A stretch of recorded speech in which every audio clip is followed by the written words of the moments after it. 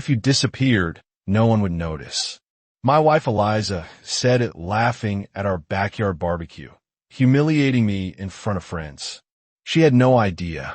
I was a judicial enforcement officer who knew exactly how to make people vanish legally. Challenge accepted. Eliza, let's see who disappears first. My name is Marcus Thorne.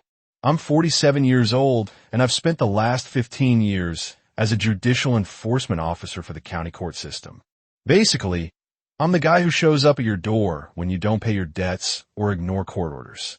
I serve papers, execute judgments, and make sure justice gets its due. It's not glamorous work, but it pays well and taught me everything I needed to know about property law, asset protection, and how to disappear money when someone doesn't want to pay up. The night everything changed started like any other Saturday in our suburban paradise. Eliza had organized one of her famous backyard barbecues. Our house in Maple Ridge was perfect for entertaining with its wraparound deck and manicured lawn that cost me more per month than most people's car payments. The guest list was the usual suspects. Her Pilates instructor friends, some neighbors, and her sister Claire, who always looked at me like I was something she'd scrape off her designer shoes. I was manning the grill, flipping burgers, and keeping my mouth shut while the women gossiped about whose husband was having a midlife crisis.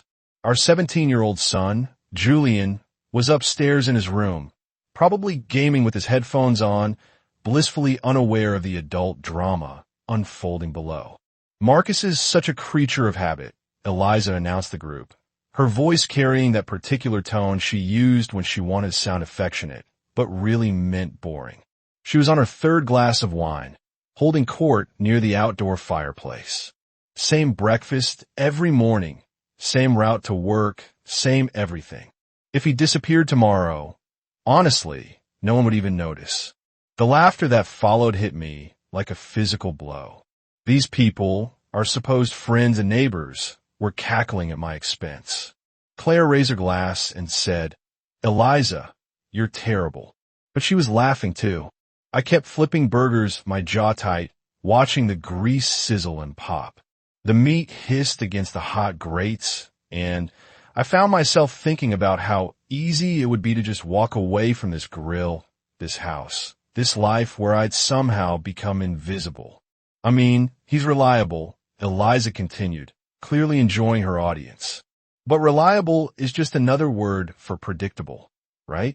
When's the last time Marcus surprised anyone? I set down my spatula and turned around. The conversations died as I walked over to the group. Eliza looked up at me with those blue eyes that used to make my heart skip, but now they just looked cold and calculating. Challenge accepted, I said quietly, meeting her gaze. She blinked, confused. What? I didn't repeat myself. Instead, I walked back to the grill, finished cooking the food, and served everyone their burgers with a smile. But inside, something fundamental had shifted. The reliable, predictable Marcus Thorne had just received his walking papers, and I was already planning my response. That night, long after the guests had gone home and Eliza had passed out of her bedroom, I sat in my home office, surrounded by case files and legal precedents. My computer screen glowed in the darkness as I opened a new folder and labeled it simply Exit Strategy. The Monday morning after the barbecue, I sat in my office at the county courthouse, staring at a stack of foreclosure papers that needed serving. But my mind wasn't on work. It was on the look in Eliza's eyes when she dismissed me like yesterday's news in front of our friends. I pulled out my personal laptop and opened a new spreadsheet. If 15 years of marriage had taught me anything, it was that Eliza never read the fine print. Every mortgage refinance, every joint account, every major purchase she'd sign where I pointed and trust me to handle the details. That trust was about to become her biggest mistake. My phone buzzed with a text from Eliza. Forgot to mention going to Claire's spa weekend this Friday. Watch Julian. Just like that. No discussion, no asking if I had plans. Just an order disguised as information. I walked down the hall to visit my colleague Sarah in property records. Sarah had been with the county for 20 years and knew where every document was buried. "Hey, Sarah," I said, leaning against her desk. I need to pull some old filings from my personal account. Marriage trust documents from about 8 years ago. Sure thing, Marcus, Sarah replied, typing on her computer. What's the case number? I gave her the details, and within minutes, she pulled up our joint trust agreement, the one Eliza had signed without reading, when we refinanced the house to pay for her failed interior design business. There it was buried in Section 12, a debt consolidation clause that allowed either party to activate liens against jointly held property in case of marital dissolution or abandonment. I'd written that clause myself using language I'd learned from watching dozens of divorce cases. At the time, I told Eliza it was standard legal protection. She'd rolled her eyes and signed it, more interested in planning her business launch than understanding our financial agreements. That afternoon, I stopped by Julian's school to watch his baseball practice. My son was pitching, throwing fastballs with the same focus intensity one taught him when he was 8. He spotted me in the stands and waved between innings. Dad, Julian called out after practice, jogging over with his gear bag. Mom said, you might not make it today. Why would she say that? I asked, helping him load his equipment into my truck. Julian shrugged. She's been saying weird stuff lately, like you've been working too much, not paying attention to family stuff. I started the engine and pulled out of the school parking lot. What do you think, Ben? Do I work too much? You work hard, Julian said carefully, but you're always here when it matters. Unlike some parents, smart kid, he noticed things too. That evening, while Eliza was upstairs on a video call with her photography group, I sat in my home office and began phase 1 of my exit strategy. I opened new accounts, transferred funds, and made arrangements that would take weeks to discover. If Eliza thought I was invisible now, she was about to learn the difference between being ignored and being truly gone. Eleanor Beaumont had lived next door for 23 years, and nothing happened on Maple Ridge without her knowing about it. The 72-year-old retired judge had sharp eyes behind wire-rimmed glasses and the kind of legal mind that could spot trouble from 3 blocks away. I was trimming hedges Saturday morning when she appeared at our shared fence, coffee mug in hand. Marcus, Eleanor said, her voice carrying the authority of someone who'd spent decades in courtrooms. We need to talk. I set down my hedge trimmer and walked over. Eleanor had always been friendly, but formal. This felt different. That young man who's been visiting your wife. Silas Croft. He's been parking in your driveway when you're at work. My stomach tightened, but I kept my expression neutral. I see. 3 times this week, Eleanor said, sipping her coffee. Stays about 2 hours each time. Yesterday, I saw them loading boxes into his truck. What kind of boxes? Small ones. The kind you'd use for jewelry or documents. Eleanor's eyes narrowed. Marcus, I've seen this pattern before in my courtroom during divorce proceedings. People start moving assets before they file papers. I leaned against the fence post processing this information. Eliza was already preparing for a divorce I didn't know was coming. There's more, Eleanor said. Last Tuesday, a woman came by asking questions about your house. Real estate appraiser, she said, but she spent most of her time measuring the yard and photographing the exterior. Did Eliza know about this? Your wife was the one who let her in. I felt something cold settle on my chest. Eliza wasn't just cheating. She was planning to take everything. Eleanor, I said carefully, if hypothetically someone wanted to protect their assets before a potential divorce, what would you recommend? The old judge smiled grimly. Hypothetically, I'd say that person should act fast and think like a chess player, not a checker player. And I'd remind them that in family court, possession is 9/10 of the law. That afternoon, Julian came home from his friend's house looking troubled. Dad, can I ask you something? Julian said, dropping his backpack by the kitchen island. Always, son. Mom's been asking weird questions about my college fund, like how much money is in there and whether I'd rather go to a state school to save money. I poured Julian a glass of orange juice and sat across from him. What did you tell her? I'd rather talk to you about it first. Julian studied my face. Is everything okay? Mom's been acting strange lately. Strange how she keeps having these phone conversations where she stops talking when I walk into the room. And yesterday, I saw her printing out bank statements in your office. Smart kid. He was putting pieces together just like I was. Julian, I said, choosing my words carefully. If things between your mom and me get complicated, I want you to know that my priority is making sure you're taken care of. College, your future, all of it. Are you guys getting divorced? The direct question hit me harder than I expected. I've been so focused on strategy and preparation that I hadn't fully processed the emotional reality. I hope not, I said honestly, but I'm making sure we're prepared for any possibility. That evening, after Eliza had gone to bed early with a headache that conveniently appeared every time I tried to have a conversation, I sat in my office and made a phone call. Eleanor, it's Marcus. I need to ask you a favor. Claire had always disliked me, but I never understood why until she showed up in my office on Tuesday afternoon. Eliza's sister was usually perfectly polished, but today she looked rattled. We need to talk, Claire said, settling into the chair across from my desk about Eliza and what she's planning. I leaned back in my chair. I'm listening. She came to my house last weekend. Claire began fidgeting with her purse strap, asked me to co-sign a loan application, said, you two were buying investment property. That's news to me. Claire's face flushed. I figured as much when I saw the paperwork. It wasn't for investment property, Marcus. It was a personal loan for $50,000 with our house as collateral. The pieces were falling into place. Eliza was liquidating assets, preparing for a life that didn't include me. I told her no. Claire continued. That's when she got angry and told me about Silas. Said, you've been neglecting her for years. That she deserved to be happy. And what do you think? Claire looked surprised by the question. Honestly, I think my sister is making the biggest mistake of her life. You're a good man, Marcus. Better than she deserves. This was unexpected. Claire had spent 15 years treating me like an unwelcome house guest. Why are you telling me this? I asked. Because Silas Croft isn't who he says he is. Claire pulled out her phone and showed me a screenshot. I ran a background check on him.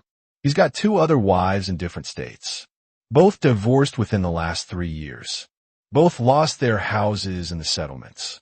I studied the information on her screen. Multiple identities, a pattern of targeting married women with assets, restraining orders from previous relationships. Eliza doesn't know any of this. Claire said she thinks he's some successful entrepreneur who's going to whisk her away to a better life. Abby told her I tried. She accused me of being jealous and said, you probably pay me to dig up dirt on him. Claire shook her head. She's completely blind when it comes to this guy. I saved the information Claire had shared and thought about my next move. Eliza wasn't just cheating with a local nobody. She was being conned by a professional. Claire, I said, I need you to do something for me. Keep documenting everything Eliza tells you about her plans, dates, amounts, anything about property or money. You're going to fight her. I'm going to protect my family, I replied, including my son. That evening, I called an emergency meeting with my lawyer and laid out everything I discovered. The fraudulent loan application, the property appraisal, Silas's criminal background, and the boxes Eleanor had seen being loaded into his truck. Marcus, my lawyer said after reviewing the evidence, your wife is about to become the victim of a very sophisticated scam. The question is whether you want to save her from it or let her learn the hard way. I thought about Julian, about the college fund Eliza had been asking about Eleanor's warning that possession was 9/10 of the law. I want to protect what matters. I said everything else can burn. 2 weeks after Claire's revelation about Silas's criminal background, I implemented phase 1 of my strategy. If Eliza wanted to play games with our assets, I'd make sure the playing field favored someone who actually understood the rules. I started by transferring Julian's college fund to a protected education trust that only I could access, legally bulletproof and morally justified since the money was always intended for his future. Anyway, next I visited our financial advisor, Mr. Davies, with a story about wanting to diversify our investments. I'm concerned about market volatility, I told Mr. Davies, sitting in his downtown office. I want to move our liquid assets into more stable, protected accounts. Mr. Davies nodded enthusiastically. He loved conservative strategies, especially for clients approaching 50. Within a week, I'd restructured our portfolio so that most of our accessible cash was tied up in long-term investments with significant early withdrawal penalties. Eliza could still access the money, but it would cost her dearly and leave a paper trail that would be hard to explain in divorce court. The beauty of working in judicial enforcement was understanding how financial hiding games actually played out in front of judges. Amateur hour mistakes that looked clever to regular people were laughably obvious to professionals. Thursday evening, while Eliza was at another mysterious Pilates session, Julian helped me move some of my personal items to a storage unit. "Dad," Julian said, loading a box of my law books into the truck. "Are you moving out?" "Just being cautious," I replied. Sometimes when relationships get complicated, it's smart to secure important things before they could be used as weapons. Julian was quiet for a moment, then said, "Mom asked me about that photo album from your police academy graduation. The one with all your commendations and stuff." Interesting. Eliza had never shown any interest in my career achievements before. "What did you tell her?" "That I didn't know where it was." Julian looked at me seriously, but I put it in my closet after she asked. Seemed like maybe she shouldn't have it right now. Smart kid. He was learning to think strategically.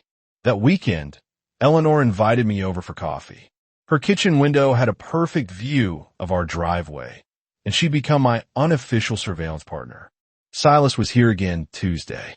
Eleanor reported pouring coffee from an antique pot, but this time he brought someone with him. A woman in her 40s, very professional looking. What kind of professional? The kind who carries a briefcase and takes photos of property. Eleanor set down her cup with a decisive clink. "Marcus, they're planning something bigger than just an affair." I pulled out my phone and showed Eleanor the background check information Claire had provided about Silas. Eleanor adjusted her glasses and studied the screen. "This man is a predator," she said flatly, "and your wife is about to become his next victim, unless I stop it first." Eleanor smiled with the satisfaction of someone who'd spent decades watching justice prevail. "What do you need from me?" The opportunity came sooner than expected.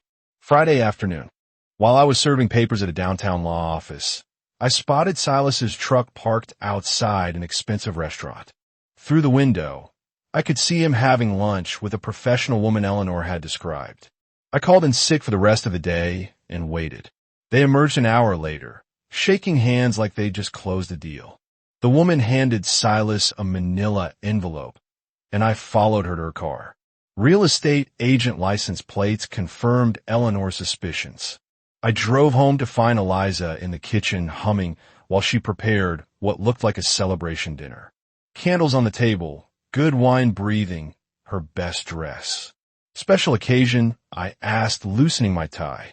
Eliza looked up with the first genuine smile she'd given me in months. "Just felt like doing something nice." The lie came so easily that I almost admired her technique. "Where's Julian?" "Staying at Jake's house tonight," Eliza said, returning to her cooking. "I thought we could have some alone time." Perfect. No witnesses for what was about to happen. During dinner, Eliza made small talk about her day, carefully avoiding any mention of photography classes or creative projects. She was practically glowing with excitement about something she couldn't share. "Eliza," I said, setting down my wine glass, "we need to discuss your relationship with Silas Croft." She froze fork halfway to her mouth. "I don't know what you're talking about." "Eleanor saw you loading boxes into his truck. Claire told me about the loan application you asked her to co-sign. Mr. Finch called me about unauthorized transfers from our accounts." Eliza's face went through several emotions before settling on defiant anger. "You're having me watched." "I'm protecting my family," I replied calmly, "from a man who has 2 other wives in different states and a history of financial fraud." She laughed, but it sounded forced. "That's ridiculous. Silas is a successful entrepreneur." I pulled out my phone and showed her the background check results. Silas Croft has been married 4 times under 3 different names. He's currently under investigation for real estate fraud in Nevada. Eliza stared at the screen, her confidence wavering. He's using you, Eliza. And when he's done taking everything we've built together, he'll disappear and leave you holding the bag. You're lying, she said. But her voice had lost its conviction. Call him, I suggested. Ask him about his ex-wives. Ask him about the restraining orders. Eliza stood up abruptly, her chair scraping against the floor. I don't have to listen to this. Yes, you do, I said, standing as well. Because tomorrow morning I'm filing for divorce and requesting an emergency injunction to freeze our assets until this mess gets sorted out. She stared at me like I'd slapped her. You wouldn't dare. Challenge accepted, I said, throwing her own words back at her. The morning after my confrontation with Eliza, I woke up to find her side of the bed empty and cold. Her suitcase was gone, along with most of her clothes and the jewelry box that had belonged to her grandmother. She'd left a note on the kitchen counter. Going to stay with Claire while I figure things out. Don't contact me. Classic move. Run away when confronted with evidence. Then play the victim from a safe distance. Julian found me reading the note over my morning coffee. She's really gone? Julian asked, pouring himself orange juice. For now, I replied. How do you feel about that? Julian shrugged with the practiced indifference of a teenager. But I could see relief in his eyes. House is quieter. That's not necessarily bad. Smart kid. He'd been walking on eggshells around his mother's mood swings for months. I called my lawyer and moved up our timeline. With Eliza out of the house, I could implement the final phase of my strategy without worrying about her sabotaging things. Marcus, my lawyer, said when I explained the situation, if she's fled the marital home, that actually strengthens your position for emergency orders.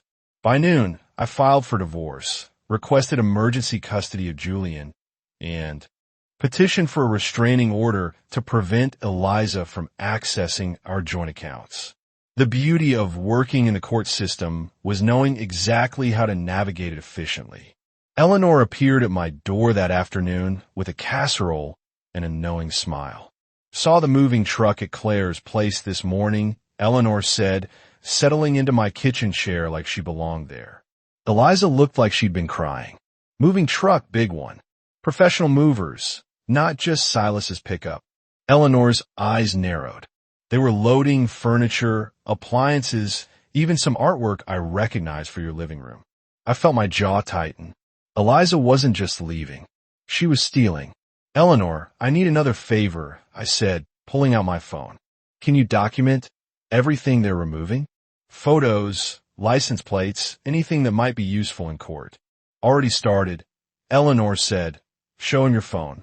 Got pictures of them loading your grandfather's clock into the truck. That evening, I sat Julian down for a serious conversation. Son, your mother and I are getting divorced, I said. The papers will be served tomorrow, and things might get ugly for a while. Julian nodded solemnly. Are we going to be okay? Better than okay, I replied. We're going to be honest with each other, and we're going to protect what matters. What about college? Already taken care of. Your fund is protected, and I've set aside additional money for your future. Julian smiled for the first time in weeks. Dad, I'm glad you're fighting back. That night, I sat in my home office and reviewed the evidence I'd accumulated. Financial records, photographs, background checks, witness statements from Eleanor, even Claire's testimony about the loan fraud attempt. Eliza had wanted to make me disappear.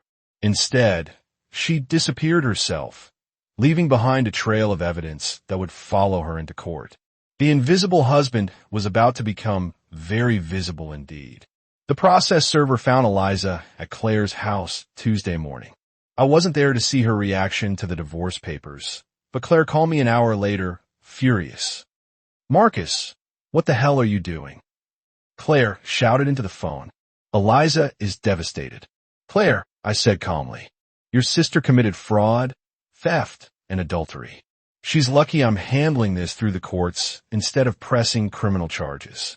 She made a mistake, but destroying her life isn't the answer. I'm not destroying anything. I'm protecting my family from a woman who is planning to take everything and disappear with a con artist. Claire went quiet. She knew I was right, but family loyalty ran deep. What do you want from her? Claire asked finally. Full custody of Julian. Return of all stolen property and a fair division of assets that she didn't try to hide or transfer illegally. And if she agrees, then we can settle this quietly. If not, everything goes public, including Silas's criminal background and her attempts to defraud financial institutions. That afternoon, my lawyer called with an update. Marcus, he said, Eliza's attorney wants to meet. They're requesting mediation instead of a court battle. What changed their mind? Probably the restraining order on the accounts. They can't access any money until this gets resolved. Perfect. Financial pressure was always the most effective motivator. The mediation session was scheduled for Thursday at a neutral location downtown. Eliza arrived looking haggard, flanked by her attorney and Claire. She wouldn't meet my eyes. My client is prepared to discuss terms. Eliza's lawyer began, but she maintains that Mr. Thorne's accusations are exaggerated. I slid a folder across the table. Bank records showing unauthorized transfers, photographs of stolen property being removed from our home, and a full background check on Silas Croft, a.k.a. Charles Newman, a.k.a. Nathan Silas. Eliza's lawyer reviewed the documents, his expression growing more serious with each page. Where's Mr. Croft now? He asked. Unknown, I replied. He disappeared the day after Eliza moved out, left behind a storage unit, full of property belonging to other victims. Eliza finally looked up, her face pale. That's not true. It's all true, I said, meeting her gaze. The question is whether you want to be treated as his victim or his accomplice. The mediation lasted 4 hours. In the end, Eliza agreed to my terms. I kept the house, full custody of Julian, and most of our financial assets. She got her personal belongings, her car, and enough money to start over somewhere else. As we signed the final papers, Eliza spoke for the first time directly to me. I never meant for it to go this far, she said quietly.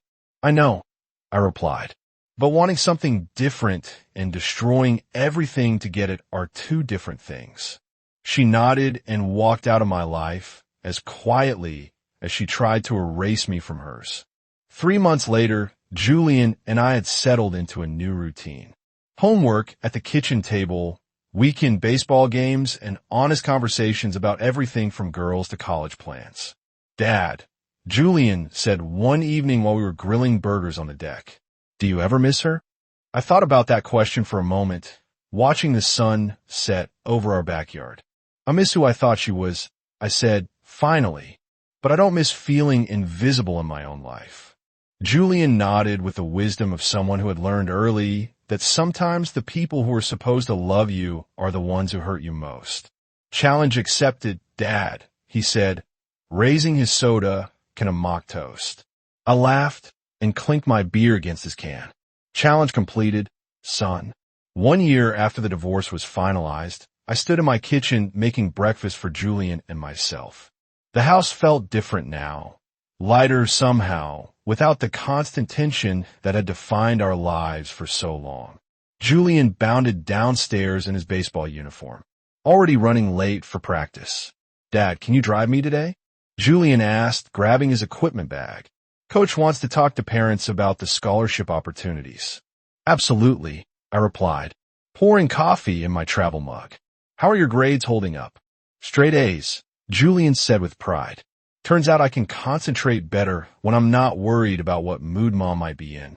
We both flourished in the stability that followed Eliza's departure. Julian's grades had improved dramatically, and he made varsity baseball as a junior. I'd even started dating again. Nothing serious yet, but it felt good to have conversations with women who saw me as more than furniture.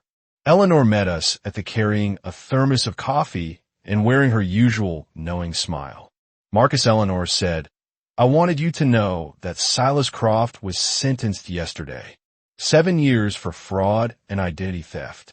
What about his other victims? Most of them are getting some restitution, thanks to the evidence you helped gather. Eleanor's expression grew serious. Eliza testified against him. The prosecutor said her cooperation was crucial in the conviction. I felt a complicated mix of emotions. Relief that justice had been served. Sadness that our marriage had ended so badly, and gratitude that Eliza had finally done the right thing. How is she doing? I asked. According to Claire, she's working at a bank in Phoenix. Starting over, try to rebuild her life. Eleanor patted my arm. People make mistakes, Marcus. The measure of a person is what they do. After that afternoon, while Julian was at baseball practice, I received an unexpected call. Marcus. The voice was familiar but hesitant. It's Eliza. My stomach tightened. We hadn't spoken directly since the divorce proceedings. Hello, Eliza. How are you? I'm calling because I wanted to apologize, she said, her voice thick with emotion. Not for the divorce. We both know that was necessary, but for how I treated you. You deserve better. I sat down at my kitchen table, looking out of the yard, where Julian and I had spent so many evenings talking and throwing the football. Thank you for saying that, I replied. It means something. I also wanted you to know that I'm in therapy now, trying to understand why I made such destructive choices. Eliza paused. The therapist says I was afraid of being ordinary, so I convinced myself that you were the problem. We both contributed to the problems. I said, though I knew that wasn't entirely true. No, Marcus, this was on me. You were exactly who you said you were from the beginning. Honest, reliable, committed to our family. I threw that away for the fantasy of something more exciting. We talked for another 10 minutes about Julian, about practical matters, about the strange process of rebuilding separate lives after sharing one for so long. After hanging up, I sat in the quiet house and reflected on the journey from that night when she dismissed me as invisible to this moment of honest accountability. My phone buzzed with a text from Julian. Practice ended early. Can you pick me up? I have news about the scholarship meeting. I grabbed my keys and headed out to collect my son, the most important person in my life. Challenge accepted indeed. 2 years later, I stood in the parking lot of Julian's high school, watching him walk across the graduation stage, valedictorian, full baseball scholarship to State University, and a young man who had learned early that character matters more than charisma. Eleanor sat beside me in the stands, dabbing her eyes with a tissue. That boy is going to change the world, Eleanor said, watching Julian shake hands with the principal. He already changed mine, I replied.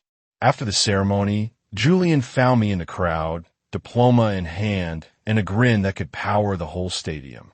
We did it, Dad, Julian said, wrapping me in a hug that reminded me he was still my little boy, even though he now stood taller than me. You did it, son.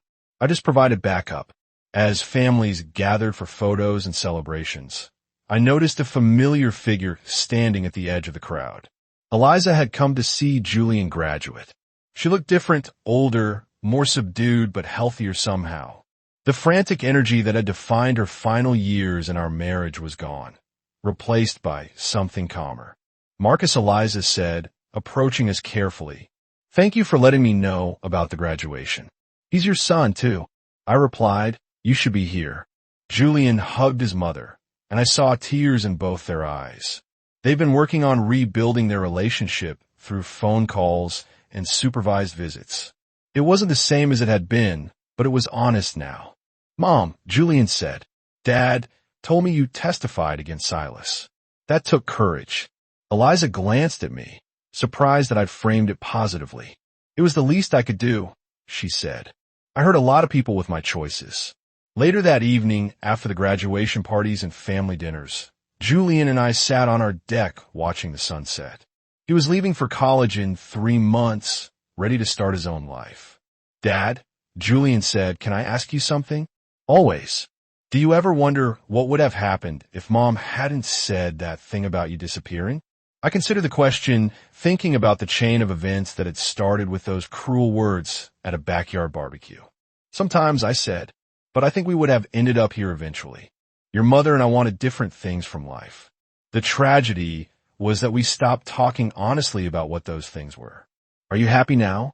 I looked at my son, this remarkable young man who'd chosen to stand with integrity when his world fell apart, who'd thrived in the stability we'd built together, who was about to embark on adventures I could only dream of.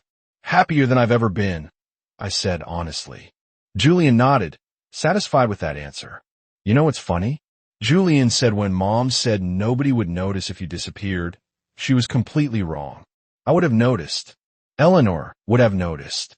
All those people whose court cases you handled fairly would have noticed. Thank you, son. Challenge accepted. Right, Dad? I laughed, remembering that night when those words had changed everything. Challenge completed, I said, and we're both better for it. As the stars came out over our quiet neighborhood, I reflected on the unexpected gift that cruel comment had given us. It had forced me to stop being invisible in my own life and to fight for what really mattered. Sometimes the worst thing someone could say to you becomes the best thing that ever happened to you. You just have to be strong enough to prove them wrong.